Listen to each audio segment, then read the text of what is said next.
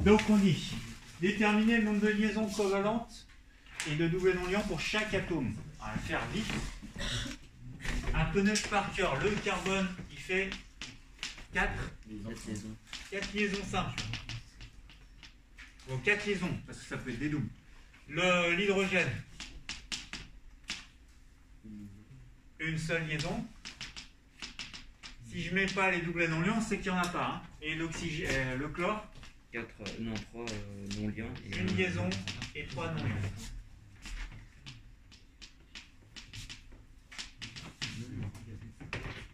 C'est bon pour tout le monde? La question A, c'était juste ça. Pour la question B, établir le schéma de Lewis. Je vais le faire là. Qu'est-ce qui va être au centre? C'est le carbone. Et puis après, ça va venir pointer vers, par exemple, DCl ici. On la fait comme on veut, hein. On peut la faire différemment. Et je fais les 3 doubles non-liants. Est-ce que ça c'est bon pour tout le monde? Charges partielles négatives, elles sont sur qui? Alors d'abord, non, en s'aidant éventuellement, déterminer la géométrie de la molécule. Donc je vais faire la loi du N.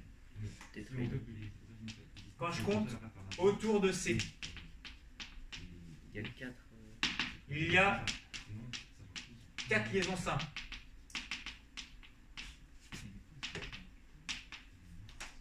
Donc, ça veut dire que la répulsion est tétraédrique. Et la géométrie aussi. Puisque c'est toutes des liaisons. La géométrie de la molécule, elle est tétraédrique, c'est-à-dire qu'elle a cette géométrie-là, je le répète, ça se repousse au maximum. Donc, 4 choses qui se repoussent au maximum, ça donne une figure géométrique qu'on appelle un tétraèdre. Ok.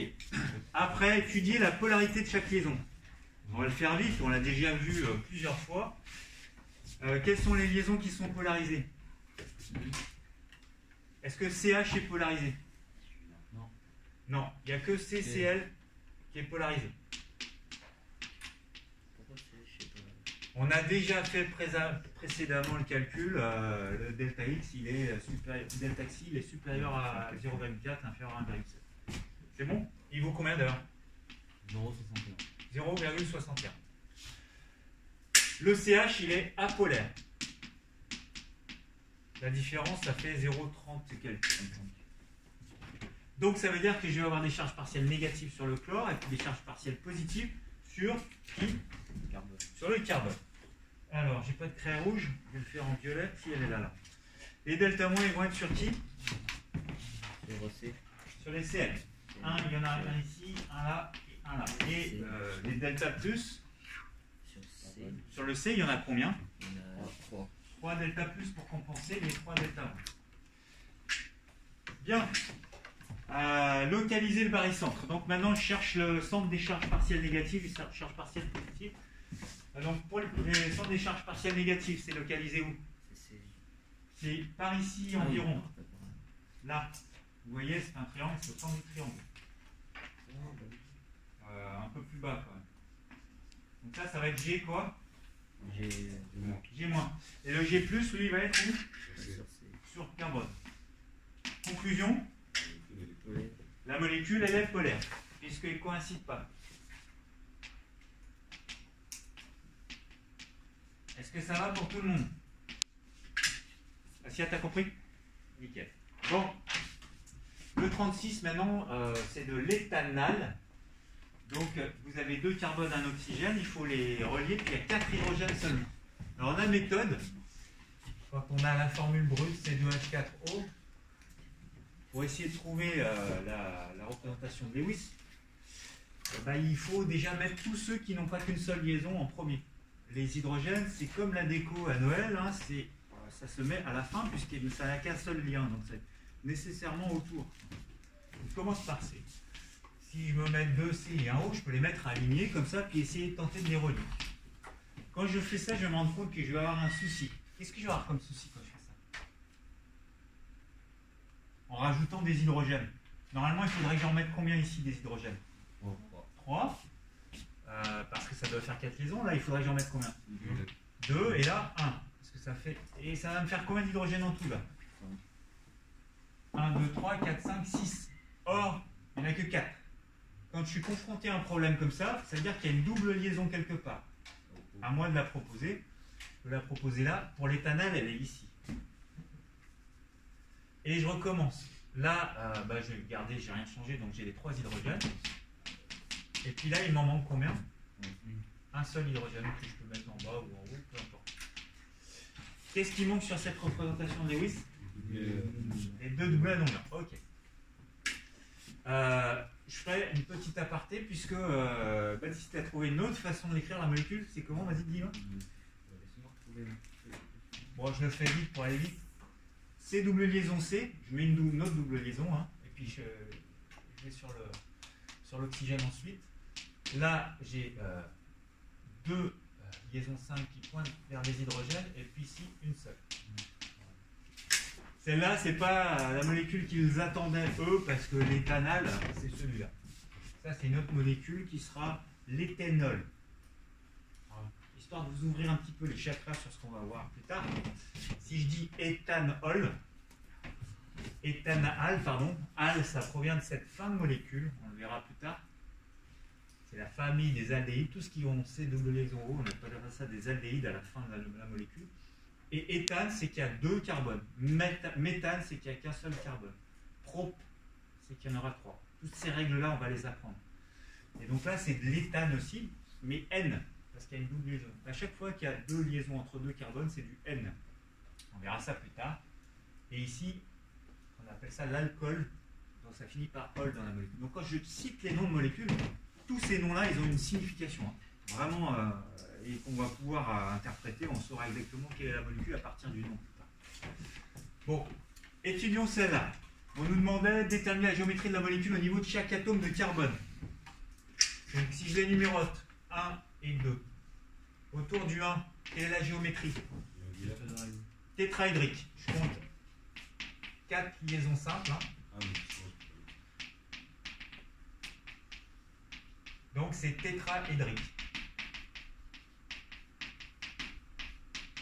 Pour la géométrie, comme pour la répulsion. C'est bon pour tout le monde? Pour la 2, je compte combien pour le nombre de groupes d'électrons autour? Ça fait 3, parce que j'ai une double et 2 simples.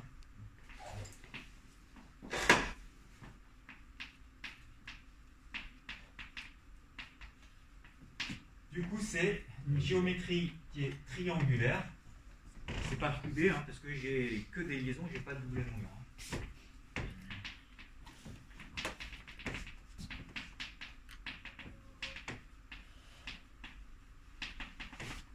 La répulsion comme la géométrie sont triangulaires dans les deux cas, puisque de toute façon j'ai que des liaisons. Répulsion et géométrie, c'est la même chose quand j'ai que des liaisons. Question 3.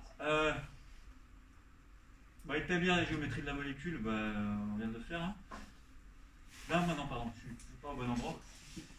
Donc j'étais à 2A, la 2B, vérifier avec un logiciel, donc je ne le fais pas. L'éthanal est-il une molécule polaire? Donc on s'intéresse aux liaisons. Est-ce que là c'est polarisé ici? Non. Non, là non plus. Là ça va être polarisé. Le delta- va être sur qui? Alors Baptiste, tu voulais répondre ou c'était pour C'est une autre question. Pour lui, pour le 34. Pour le 34. Vous dites que c'est polaire, pourtant les G-, ils sont censés être au même endroit que le G+. Quand c'est polaire? Bah non, mais... Non, c'est polaire, pour moi c'est apolaire. Là, les Cl, c'est mes boules blanches. Le centre des boules blanches, est-ce qu'il est sur la boule bleue? Non. Non, il est un peu au-dessus. C'est pour ça qu'il est un peu au-dessus par rapport à la boule bleue. Alors, je reviens là-dessus. On était en train de dire... C'est lequel qui... Est-ce que c'est polaire ou pas? Donc c'est lequel qui est delta moins là? C'est l'oxygène. Du coup, le delta plus, il va être sur le C. Est-ce que les G plus et les G moins coïncident? Non. Bah non, là j'ai que 2 par recherche partielle. C'est évident qu'il n'y a qu'une seule liaison polarisée, donc la molécule, elle est polarisée. Les G- il sera sur O, les G+ sera sur C. Ouais, donc on peut les mettre. Hein. G- il est là, G+, il est là. La molécule est polarisée. Pardon? On va y venir, puisque C'est la question, c'est l'exercice 37. Bah, il y aura dans le test. Qu'est-ce qu'il y a? Il y aura dans le test. Bah, pourquoi pas? Écoute bien, ça peut arriver. Hein. Dans les questions difficiles, ça pourrait. Je vais effacer ça et on va passer au 37 avant de faire le cours. Est-ce qu'il y a des questions à ce stade-là? C'est bon? Alors, on a une nouvelle molécule CH3, MgCl. Alors, une petite remarque. Ils ont quand même pris la précaution de ne pas dire dans l'énoncé que c'était une molécule. Là, ils ont été rigoureux. Ils ont dit le chlorure de méthylmagnésium de formule brute qui est un intermédiaire de synthèse. Donc, ils ne parlent pas forcément de molécule. On va voir pourquoi. Donc, sachant que les 3 atomes d'hydrogène sont portés par l'atome de carbone, établir le schéma de Lewis de cette molécule, détailler le raisonnement. Il n'y a qu'un seul atome qu'on ne connaît pas, c'est le Mg. Alors, on va commencer d'abord à déterminer le nombre de liaisons qu'il doit faire. Et après, on fera la structure de Lewis. Parce que celui-là, on ne le connaît pas. Il a 12 électrons. Dites-moi quelle est sa structure électronique. Baptiste. Un S2, 2 S2, 2 P6 et 3 S2. C'est bon pour tout le monde, ça? Ok. Si je regarde la couche externe, c'est laquelle? C'est la couche 3. Sur cette couche, il y a des sous-couches qui sont vides. Hein. On pourrait le mettre, même si ça ne se fait pas. Mais ce serait 3P quoi? 3P0 là. Il n'y a rien dessus. Ça existe, mais je ne l'ai pas fait figurer puisqu'il n'y a pas d'électrons dessus. Si je regarde ça, c'est censé faire. Ça voudrait faire combien de liaisons pour aller au-dessus? 6. Ça voudrait en faire 6. Bien entendu, ça ne va pas pouvoir parce qu'il y a combien d'électrons de valence? 2. Donc, le magnésium ne peut faire. Alors, le magnésium possède 2 électrons de valence.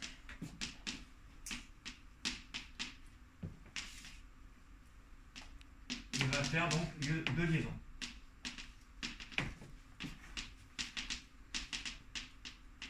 Donc, il va utiliser ces 2 électrons. Du coup, est-ce qu'il va avoir des doublets non liants? Il va avoir 0 doublet non liant. Puisque j'ai utilisé tous les électrons de la couche de valence. Donc allons-y, on va essayer de représenter Lewis. Et on nous dit que les 3 hydrogènes sont sur le carbone. Après, je crois que j'ai le magnésium. Et ensuite, j'ai le Cl. Déjà, le magnésium, normalement, il fait, en théorie, et après on effacera, hein, il fait 2 liaisons. Et si vous respectez la règle de l'octet, il faudrait 2 doublets non liants. Sauf que j'ai dit qu'il y en avait 0. Donc, je fais quoi? 2 lacunes. Il n'est pas tout à fait parfaitement stable parce qu'il ne respecte pas la règle de l'octet. Et puis le chlore, lui, il en a 3. Attention, ce n'est pas la version définitive, ça. D'abord, je vais m'intéresser à la différence d'électronégativité entre Mg et Cl. On trouve combien quand on l'a fait? Je vais le réafficher. Le tableau précédent, il est là. Ça fait combien, tu dis? 1,85. Ouais. Alors pour ça, on regarde ce tableau. Cl, c'est 3,16. Et Mg, c'est très faible. Mg, il est là, c'est 1,31. Donc 3,16 moins 1,31. Donc vous m'avez dit, ça fait 1,85. C'est supérieur à quoi? À 1,7. Du coup, la liaison, elle est comment? Ionique. Ionique. Ça signifie que, exactement, vas-y dis-le. Le Cl, comme ça va être une liaison ionique, ça ne sera pas une liaison comme ça. Le Cl étant plus électronégatif, il l'est tellement qu'il va carrément arracher l'électron au magnésium, l'électron qui était là. Il va se l'accaparer. Du coup, ce doublet, il va faire quoi? Doublet non liant. Il va être passé en doublet non liant. Et là, je vais avoir quoi à la place? Une lacune. Une lacune. Maintenant, si je compare, ça c'est chargé comment? Négativement. Et celui-là? Positivement, parce qu'il manque l'électron qu'il était censé avoir. L'électron, il y en a un là, normalement il doit en avoir un. C'est bon? Donc en fait, ici, c'est séparé en fait.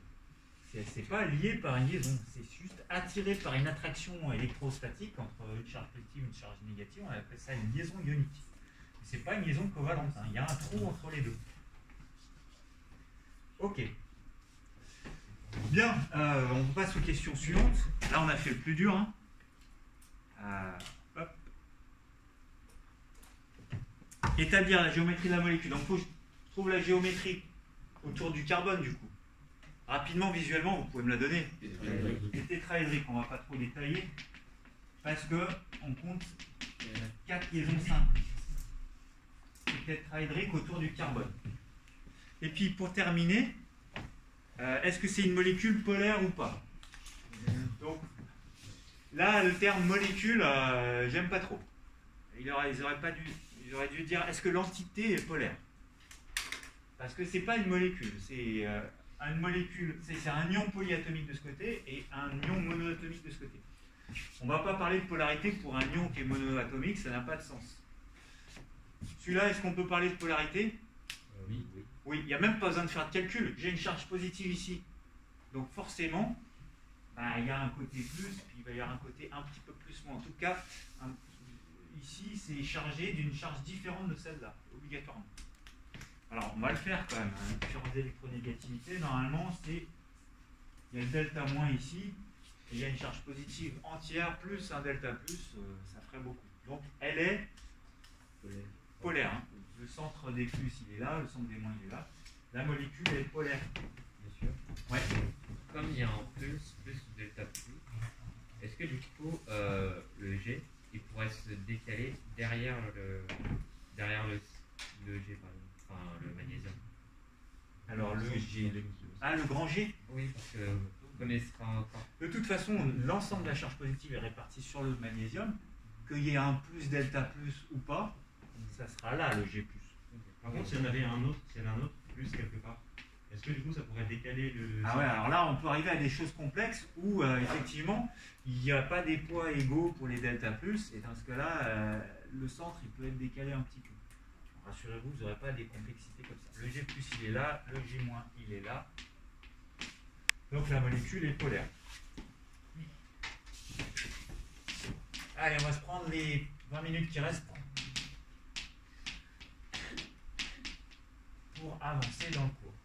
Donc vous aurez un DS sur toute cette partie-là. Alors là, on a vraiment revu un peu tous les types d'exercices qu'il pouvait y avoir. Vous voyez qu'il faut aussi, pour les atomes inconnus, savoir retrouver le nombre de liaisons et du coup leur structure, leur représentation de Lewis après. Ouais. Vous pouvez venir voir pour le. Ouais, j'arrive. Alors, les autres, je vous laisse prendre votre cahier en partie court. Moi, du coup, le truc, c'était...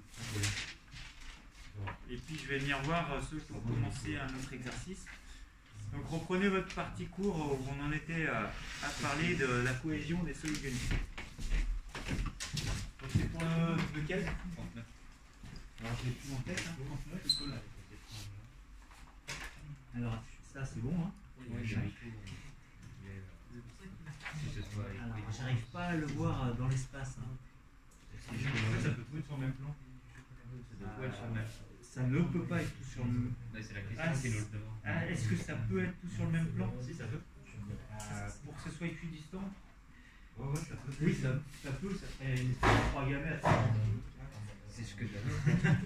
C'était ça. C'est glauque, mais c'est pas ça. C'est pas rare. Ouais. Oui, c'est possible.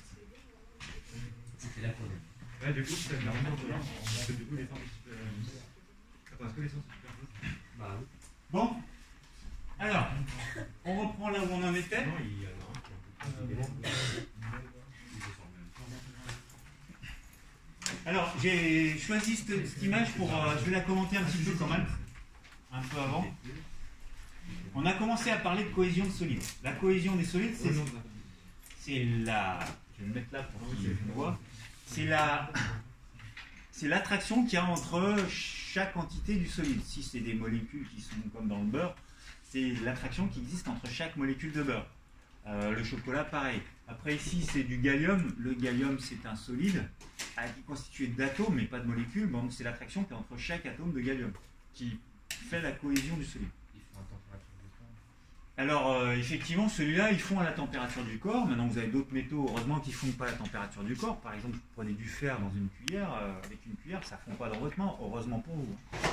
Donc, qu'est-ce qui pourrait expliquer le fait que ça fond plus ou moins facilement? Vous savez bien que le beurre, ça ne fond pas forcément à la même température que le chocolat, etc. Ben, c'est cette cohésion-là qui va expliquer que ça fond plus ou moins facilement. Et cette cohésion, on a commencé à l'expliquer, elle a 3 origines, enfin 4. D'abord, si ce sont des ions qui forment ce solide, on l'a déjà dit, la cohésion, elle est due à des attractions entre les ions positifs et les ions négatifs. Donc, il y a 2 types de solides, les solides ioniques et les solides moléculaires, on en a déjà parlé.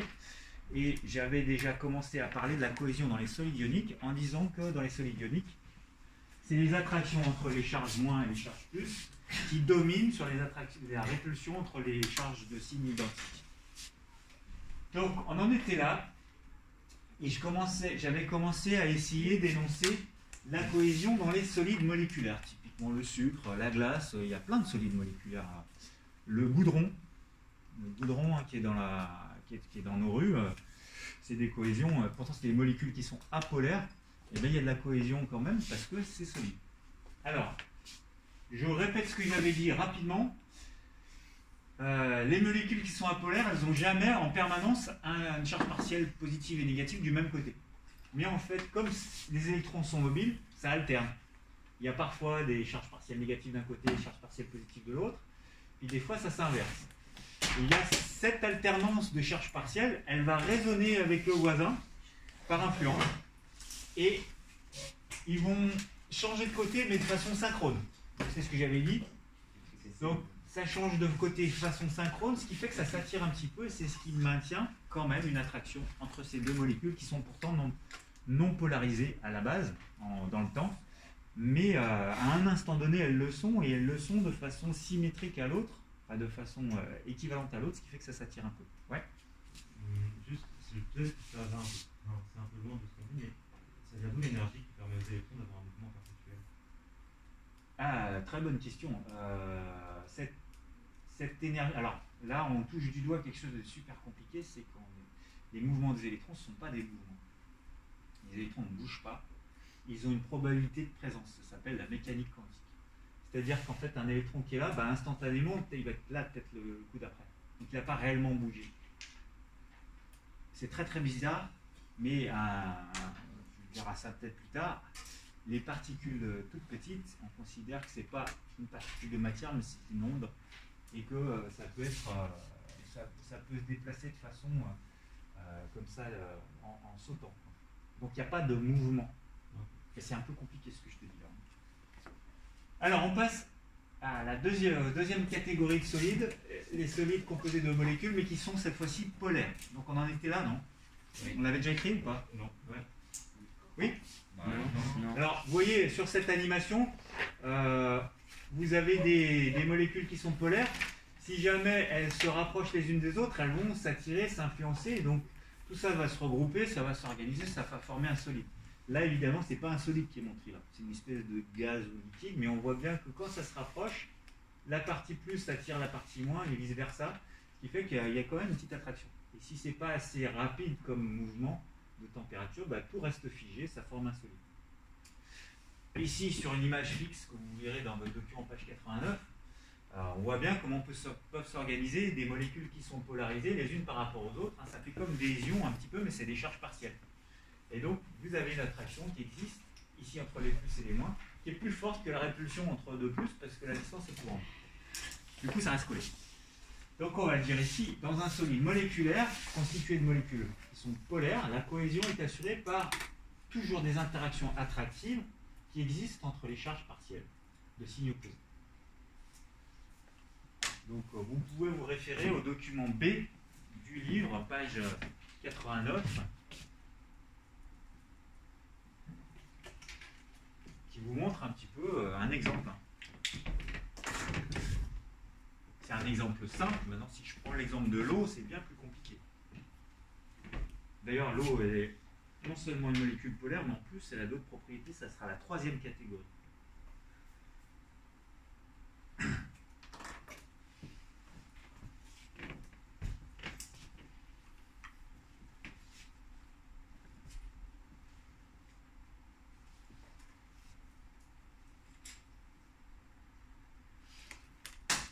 Donc, si je prends, qu'est-ce que je pourrais prendre comme exemple? Le sucre, les molécules de sucre. À un moment donné, elles ont des liaisons OH, des liaisons CO qui sont polarisées. Et du coup, ces extrémités polarisées vont attirer d'autres extrémités, d'autres parties de signes opposés, et ça va rester accroché.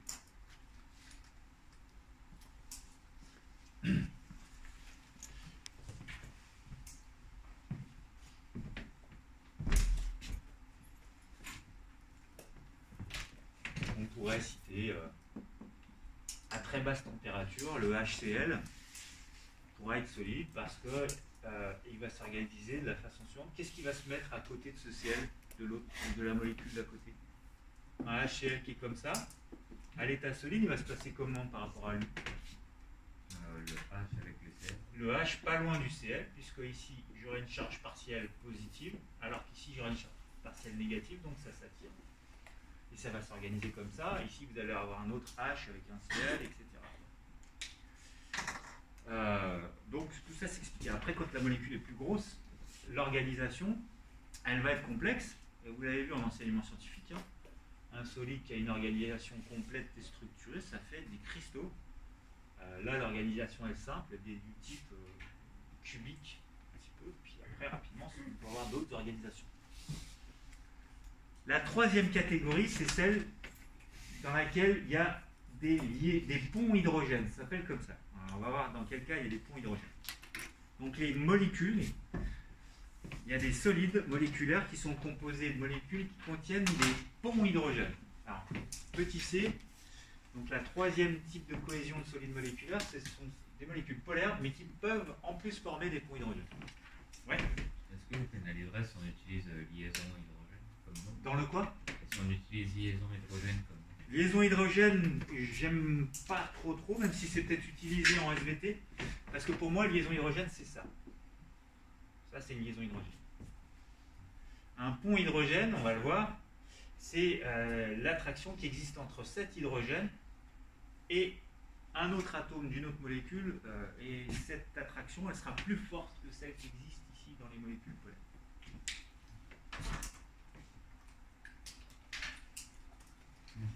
Ouais. C'est dû à quoi? Alors, on va l'expliquer. Donc,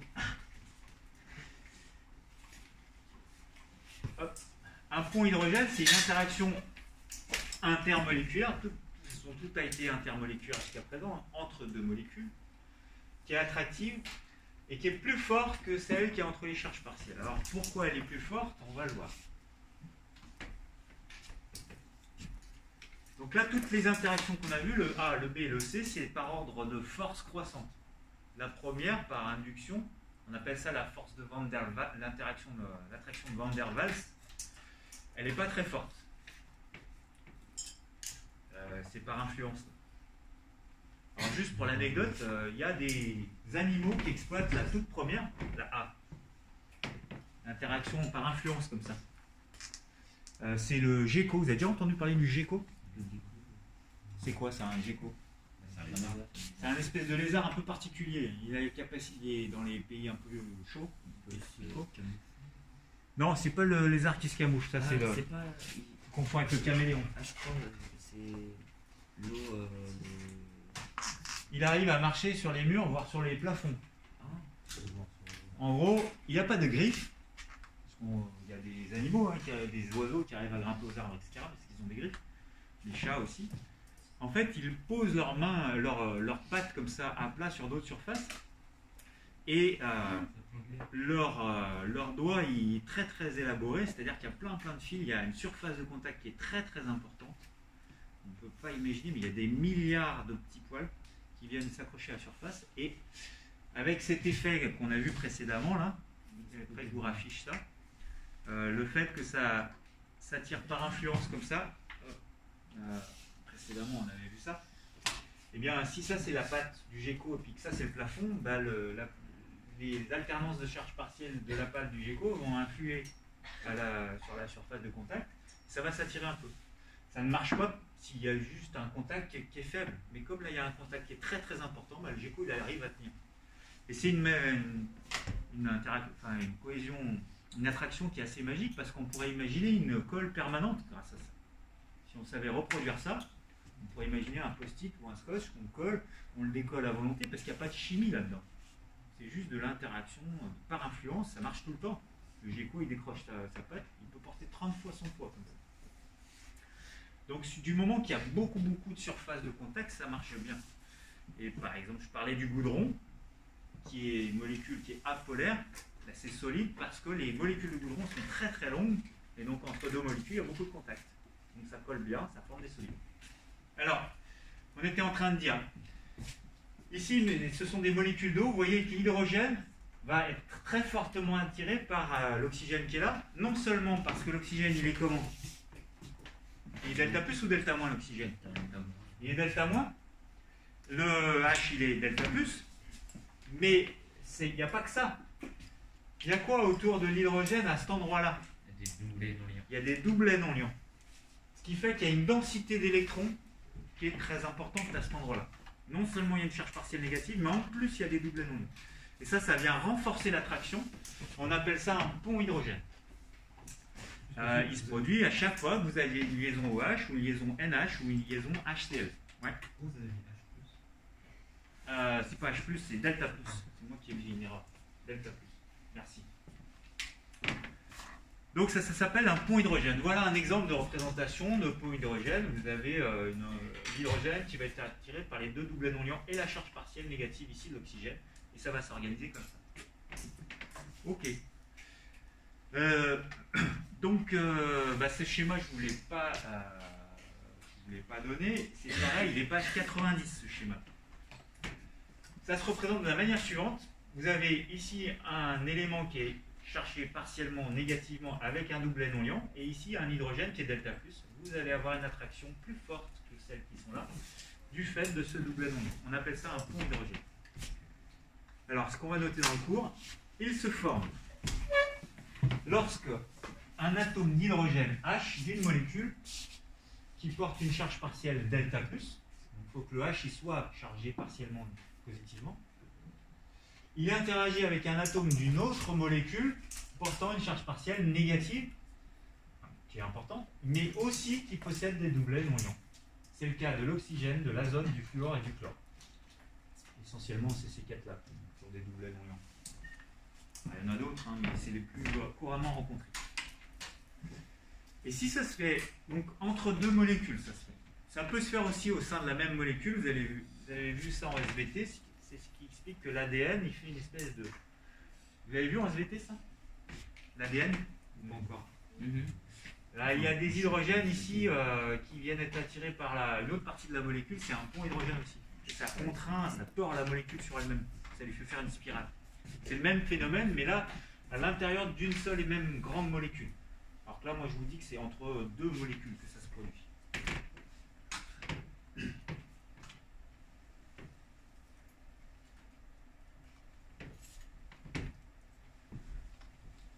Donc, quand on rencontre ce type d'hydrogène qui est chargé partiellement positivement, qui va rencontrer un atome delta- avec des doublets non liants, alors ça va bien s'attirer.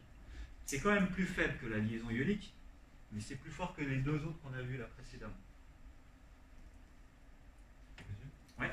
Et si l'autre atome porte une charge partielle positive, mais il y a quand même les doublets non liants là, par contre ça va pas s'attirer. Si l'autre atome possède une charge... Ouais, non, ça ne marchera pas. Si par exemple, on a... Qu'est-ce que je pourrais trouver comme exemple? Ça.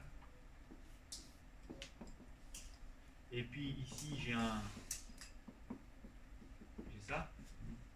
Là, il ne va pas y avoir un pont hydrogène entre là et là. Parce que lui, il a une charge positive. C'est même pas une charge partielle, hein, c'est une charge positive entière. Lui, une charge partielle positive. Donc de toute façon, il se repousse. Et c'est pas le doublet qui l'emporte. C'est la charge entière. La charge partielle qui l'emporte.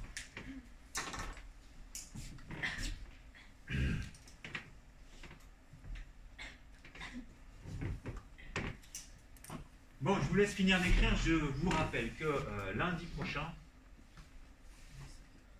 il y a une éval sur le chapitre 6.